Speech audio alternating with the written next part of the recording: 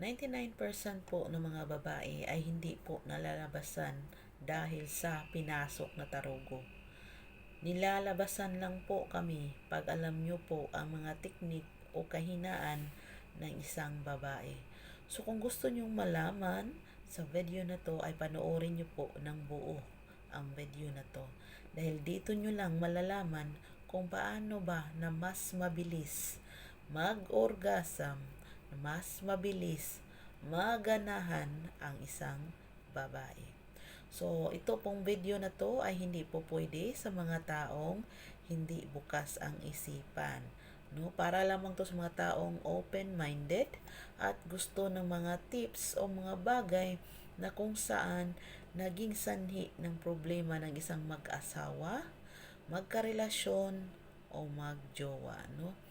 So, hindi ko nila lahat pero ito po talaga ang isang mga rason na kung saan ang mga lalaki lang ang siyang nalabasan. Ang mga lalaki lang ang nauuna.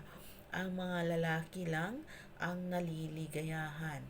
Hindi nyo ba alam na 99% ng mga babae ay pinipiki lamang ang kanilang tinatawag nating nalalabasan kahit hindi naman. So, totoo po yan. Dahil kami po mga babae ay napakatagal at nangangailangan po ng subject, no?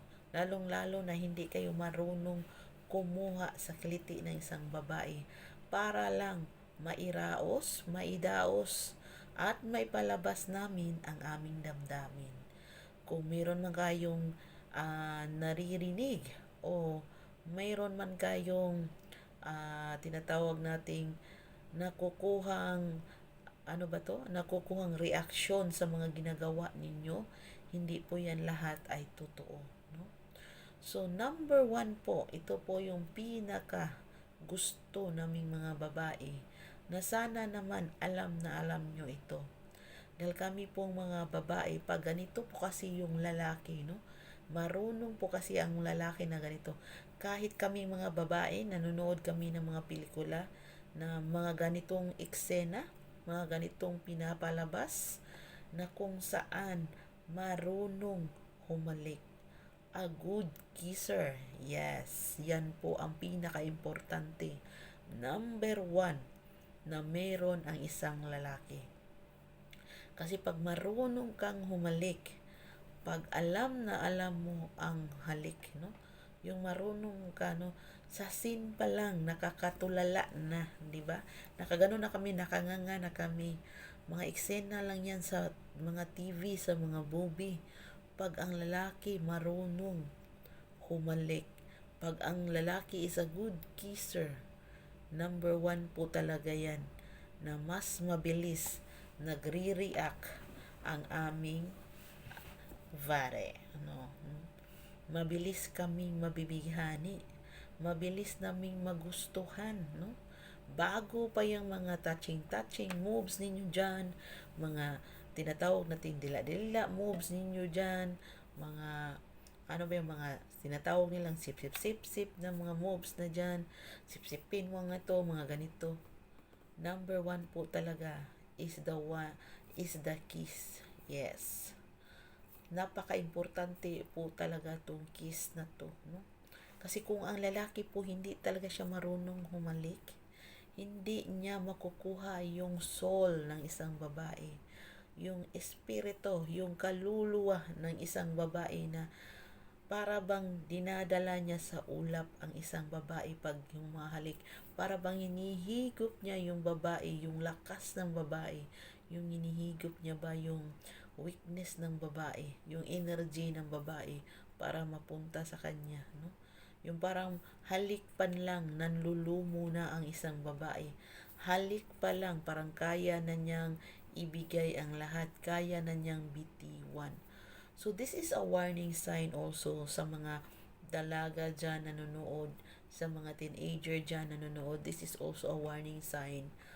Pag ang halik ay it goes to deeper and deeper and deeper na. Kung iba na yung halik.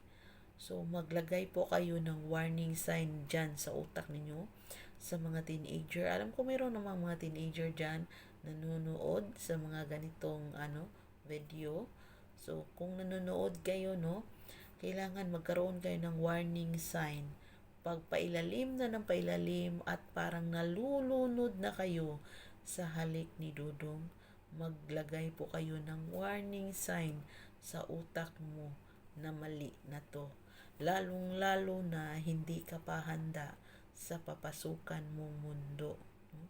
Dahil ang halik ay siyang magbibigay sa iyo at magpupunta sa iyo sa mga ibang level, no? Number 1 po talaga yung halik, no? If a man is a good kisser at nadadala ka sa halik niya, of course, magkaroon po talaga yan siya ng ibang level, no? So, it's pag feel mo na iba na, nalulunod ka na. Kasi once po kasi ang babae pag nahalikan, no? Na ano kasi yan siya, yung parang hindi na niya makontrol yung sarili niya, no? Excuse me ha. Hindi na niya makontrol yung sarili niya, no? Lalong-lalo na pupunta na sa level 2, level 3 na halik. Iba na yung takbo niyan. So, kung ikaw yung nanood na hindi pa handa sa the next level, lalong-lalo na wala ka pang karanasan sa mga ganyang bagay, mag-stop ka na kung ayaw mong magkaroon or mawasak yung future mo. Pero kung ikaw yun namang babae na of course, handang-handa na at palaban sa buhay, no? Hindi naman tayo dito na close-minded na lang tayo na ganyan, literal na ikaw naman yung palaban sa buhay, go, no? Kasi isa yan sa the way na mabilis mo mapainit yung takore, no? Mabilis mo mabigyan ng init ang takore, mabilis mo mapakulo ang takore, Dodong. So, kailangan mo, Dodong, na marunong ka sa ganyang bagay, no? Isa yan sa kailangan mong matutunan kung paano ba yung halik na nakaka-hypnotize, mga ganyan. Yung halik na kayang dalhin sa ulap, no? So, kung ikaw po ay bad breath, kung wala kang hygiene, huwag ka na pong mag-practice ng mga ganyan. Dahil hindi mo talaga madala sa ulap ang isang babae. Madala mo, maano ka pa, madala ka pa sa ibang daigdig pag ganyan, no? Baka mabalikas ka pa sa babae, pagbaho kay bibig, no? So, ang tips pag mabaho yung amoy mo, it's kindera, snowber lang, Dodong.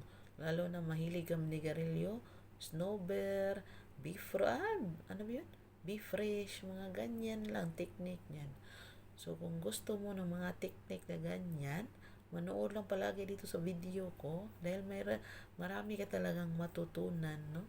Lalong-lalo na pagtungkol sa relationship, mga advice sa relationship, Dodong. So, kung ikaw yung Dodong na wala pang alam sa mga bagay na yan, na kasi ang isip po kasi ng lalaki na pag once na pinasok na yung tarogo, pag once na yung saging na yun ay nakapaloob na sa kuweba, ay yun ang nagdadala ng kaluwalhatian ng isang bebengka o isang kuweba. Pero yan po ay isang scam. Yan po isang false. Hindi po yan totoo. Dahil po isa lang po yan siyang parabang finale na lang sa amin yan. It's a final destination. Hindi po yan ang totoo talaga. So, it doesn't matter how big, how small your tarugo is. The main point that one ay in English pa kaday naglisod in English day is marunong kang maglaro. You know how to play the emotions. You know how to play. You know how to know the weaknesses sa isang dalag, no? Hindi porket meron kang malaking sandata ay kaya mo nang ano ba yun, kaya mo nang paligayahin, no?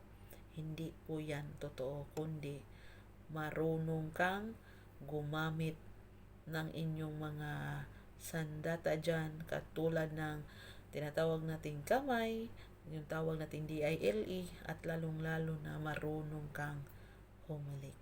So, sana may nakuha kayong konting kaalaman dito sa video na to. So, bye for now.